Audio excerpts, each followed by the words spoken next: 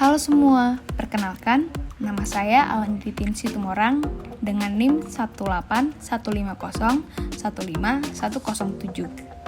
Saya seorang mahasiswi Universitas Mula Warman, Fakultas Teknik, Prodi Informatika Angkatan 2018, Kalimantan Timur.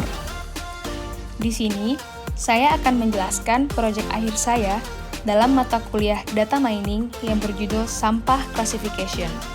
Tapi, sebelum lanjut ke pembahasan materi, saya akan menjelaskan terlebih dahulu tahapan dalam presentasi yang akan saya lakukan di proyek ini. Tahapan pertama adalah pendahuluan atau latar belakang, di mana saya menjelaskan secara singkat mengapa saya mengambil tema sampah classification dalam proyek akhir data mining ini. Tahapan yang kedua adalah CNN atau ConvNet atau kepanjangannya Convolutional Neural Network yang merupakan salah satu metode yang saya pilih dalam proyek ini. Tahapan ketiga adalah implementation atau implementasi dari proyek ini yang akan saya jelaskan secara singkat dalam bentuk langkah-langkah proyek. Dan yang terakhir adalah tahapan keempat adalah kesimpulan, yang dimana saya akan menarik kesimpulan dari proyek yang telah saya lakukan. Kita masuk ke tahapan pertama, yaitu pendahuluan atau latar belakang.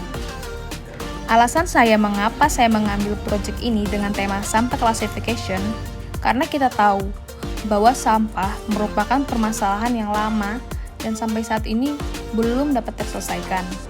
Sejarah awal mula plastik ditemukan yaitu pada tahun 1959 dengan tujuan untuk membantu masalah lingkungan yang diutarakan oleh Sten Gustav Thulin.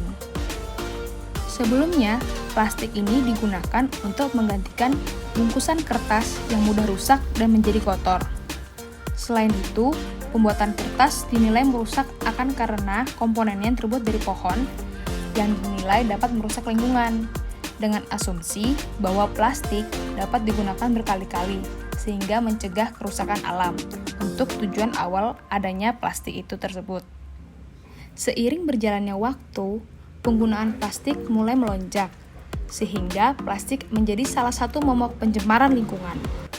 Bukan hanya plastik yang menjadi pemeran utama dari pencemaran lingkungan, namun masih banyak jenis-jenis limbah yang dapat mencemari lingkungan, seperti dari sampah besi, sampah kertas, sampah kimia, dan sampah organik.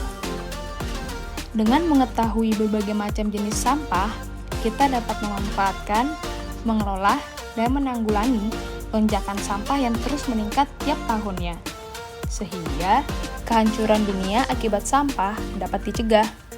Seperti sampah organik, kita dapat mengolah menjadi pupuk yang berguna untuk menyuburkan tanaman, atau bisa kita gunakan untuk budidaya maggot atau belatung lalat (BSF) yang dapat digunakan sebagai pakan yang sehat untuk ternak. Dengan berkembangnya teknologi, dewasa kini komputer dapat mengerjakan pekerjaan manusia. Salah satunya adalah memilah-milah jenis barang, tak terkecuali juga dengan sampah. Oleh karena itu, tugas ini mengangkat judul klasifikasi sampah dengan Convolution Neural Network atau sampah classification menggunakan teknik atau metode Convolution Neural Network pada beberapa jenis gambar sampah. Hal ini pun bertujuan agar komputer dapat mengklasifikasi berbagai jenis sampah yang nantinya dapat digunakan sebagai alat pengklasifikasi sampah yang efisien dan dapat menanggulangi bencana sampah yang ada di dunia. Selanjutnya, kita masuk ke dalam tahapan yang kedua, yaitu CNN atau ConvNet atau kepanjangannya Convolutional Neural Network. Convolutional Neural Network merupakan salah satu algoritma atau metode dari deep learning yang merupakan hasil pengembangan dari multi-layer perceptron atau MLP yang dirancang untuk melakukan olah data menjadi bentuk dua dimensi. Misalnya, yaitu gambar atau suara. CNN digunakan untuk melakukan klasifikasi data yang berlabel dengan menggunakan metode supervised learning yang cara kerjanya dari supervised learning adalah terdapat data yang dilatih dan terdapat variabel yang ditargetkan. Sehingga tujuan dari metode ini yaitu mengelompokkan suatu data ke data yang sudah ada. Sebagai contoh, yaitu berupa citra 2 dimensi. Nama konvolusi merupakan operasi dari aljabar linier yang mengalihkan matriks dari filter pada citra yang akan diproses. Proses ini disebut dengan lapisan konvolusi dan merupakan salah satu jenis dari banyak lapisan yang bisa dimiliki dalam suatu jaringan. Jenis lapisan yang lain yang biasanya digunakan adalah polling layer, yakni lapisan yang digunakan untuk mengambil suatu nilai maksimal atau nilai rata-rata dari bagian-bagian lapisan piksel pada citra. Polling layer tersebut adalah lapisan fungsi untuk feature maps sebagai masukan dan mengolahnya dengan berbagai operasi statistik berdasarkan nilai piksel terdekatnya. Pada model CNN, lapisan polling biasanya disisipkan secara teratur setelah beberapa lapisan konvolusi. Lapisan polling yang dimasukkan di antara lapisan konvolusi secara berturut-turut dalam susunan arsitektur model CNN dapat secara progresif mengurangi ukuran volume output pada feature maps, sehingga dapat mengurangi jumlah parameter dan perhitungan di jaringan dan untuk mengendalikan overfitting. Lapisan polling bekerja di setiap susunan feature maps dan mengurangi ukurannya. Bentuk lapisan polling yang paling umum adalah dengan menggunakan filter berukuran 2x2 yang diaplikasikan dengan langkah sebanyak 2 dan kemudian beroperasi pada setiap irisan dari input. Selanjutnya, kita masuk ke tahapan yang ketiga, yaitu implementasi. Implementasi atau langkah-langkah yang akan saya jelaskan secara singkat pada proyek ini. Langkah yang pertama adalah import library. Langkah yang kedua yaitu menyiapkan dataset. Langkah yang ketiga yaitu konfigurasi performa. Langkah yang keempat membuat model. Langkah yang kelima compiling model. Langkah yang keenam training model. Dan langkah yang terakhir yaitu langkah yang ketujuh uji coba dan evaluasi pada proyek. Dalam pengimplementasian proyek ini, saya menggunakan tools yaitu Google Colab sebagai tools untuk menjalankan program. Google Colab merupakan free online Jupyter Notebook yang sudah dilengkapi dengan GPU. Selanjutnya adalah implementasi atau langkah-langkah metode yang akan saya jelaskan. Tahapan pertama dalam proyek ini ialah import library. Dalam sesi pertama ini, proses yang dilakukan adalah melakukan import library yang sudah dijelaskan. Dalam tahap ini juga, direktori dari dataset yang akan digunakan juga dipersiapkan. Karena Google Colab memiliki penyimpanan yang terbatas, saya juga menggunakan Google Drive. Adapun library yang perlu disiapkan, yaitu yang pertama, Google Colab Drive digunakan untuk mengakses Google Drive. Yang kedua, NumPy digunakan untuk memprosesan array dan data numerik lainnya. Yang ketiga, OS modul Python digunakan untuk pengolahan direktori berinteraksi dengan OS. Yang keempat, Pandas digunakan untuk pengolahan data tabular dan proses-proses analisis. Yang kelima, Pil digunakan untuk pemrosesan gambar. Yang keenam, TensorFlow digunakan untuk melakukan proses yang berkaitan dengan numerikal, terutama proses deep learning. Yang ketujuh, Padlib digunakan untuk pengolahan Padlife. Yang terakhir, Matplotlib digunakan untuk memvisualisasikan data.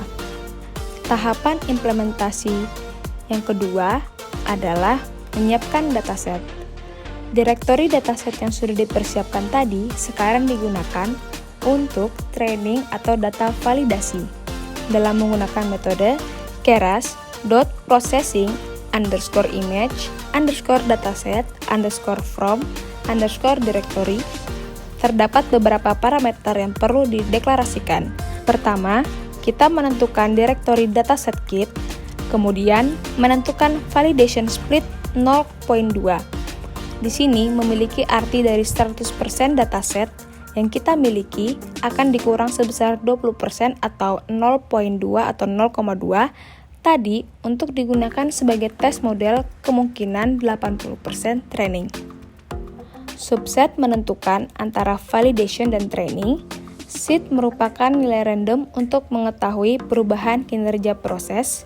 Image juga ditentukan ukurannya di sini yaitu 180 untuk batch underscore size merupakan parameter yang digunakan untuk menentukan ukuran sampel yang bisa lewat dalam satu iterasi epoch. Bagian akhir dapat kita lihat sejumlah file yang digunakan untuk training dan tes atau validation. Persiapan dataset yang digunakan yaitu garbage classification. Di sini saya mengunduh sebuah dataset yang mengisikan gambar-gambar sampah. Tahapan yang ketiga yaitu konfigurasi performa. Autotune di sini digunakan untuk mengurangi proses input atau output yang menggunakan banyak resource karena data yang digunakan berasal dari Google Drive, sehingga data yang digunakan untuk proses training merupakan data cache di memori. Ini sangat berguna untuk melakukan eksperimen setup model yang paling maksimum. Tahapan yang keempat yaitu membuat model. Model ini terdiri dari 6 blok konvolusi dengan masing-masing lapisan kolom maksimum. Ada lapisan yang sepenuhnya terhubung dengan 128 unit, di atasnya yang diaktifkan oleh fungsi aktivasi ReLU dan memiliki output sama seperti jumlah type class. Beberapa penjelasan sudah diterangkan pada laporan, sehingga di sini saya akan melanjutkan dengan beberapa penjelasan. Flatten di sini digunakan untuk mengubah data pooling yang merupakan data 2 dimensi menjadi 1 dimensi. Tahapan yang kelima yaitu compiling model. Proses compiling ini merupakan ada optimizer yang merupakan algoritma populer dalam dunia deep learning. Di sini saya menggunakan epoch sebesar 100 dan menerapkan early stop untuk mendapatkan hasil maksimal dari training model.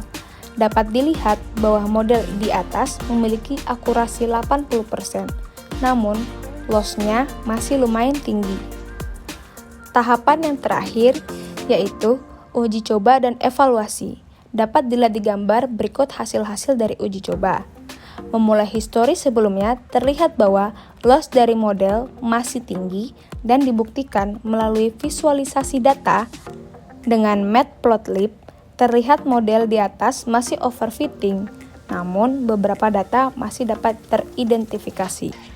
Dapat saya tarik kesimpulan dari proses di atas, masih banyak yang perlu ditambah untuk model tersebut. Belum lagi overfitting yang belum ditangani. Dari proyek tersebut, saya berharap dapat mengembangkan lebih lanjut. Untuk kemungkinan terbesarnya, proyek tersebut dapat dikembangkan untuk robot dengan kemampuan untuk dapat memilah sampah dan dapat menyelamatkan dunia. Demikianlah presentasi proyek akhir untuk mata kuliah data mining ini yang dapat saya sampaikan. Apabila ada salah-salah kata yang terucap dalam bentuk penyampaian metode-metode atau bahasa yang lainnya, kurang lebihnya saya mohon maaf. Sekian dari saya ucapkan terima kasih.